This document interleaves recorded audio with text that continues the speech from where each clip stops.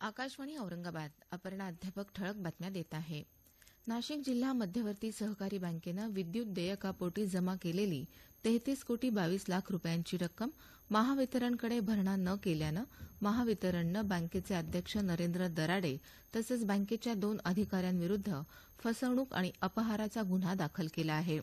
बँकेनं 1 मार्च ते 24 एप्रिल 2017 या कालावधीत नाशिक आणि मालेगाव परिमंडळातल्या वीज ग्राहकांकडून 33 कोटी 22 लाख रुपये जमा केले, मात्र ते महावितरणकडे हस्तांतरित केले नाहीत.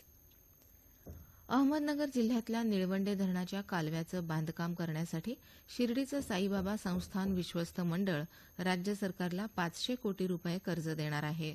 विश्वस्त मंडळाच्या काल झालेल्या बैठकीत हा निर्णय घेण्यात आल्याचं मंडळाचे सदस्य सचिन तांबे यांनी पीटीआय या वृत्तसंस्थेला सांगितलं.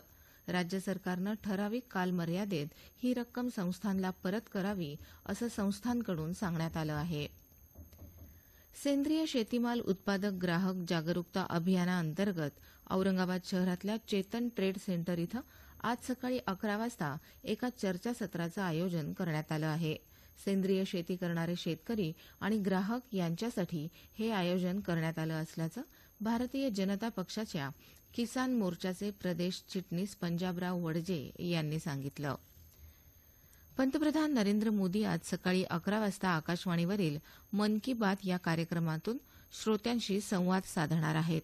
हा कार्यक्रम आकाशवाणी आणि दूरदर्शनच्या सर्व वाहिन्यांवरून प्रक्षेपित करण्यात येणार आहे. या कार्यक्रम शृंखलेचा हा 31वा भाग आहे. संक्षिप्त बातमीपत्र संपलं. आमचं यानंतरचं बातमीपत्र दुपारी 1 वाजता.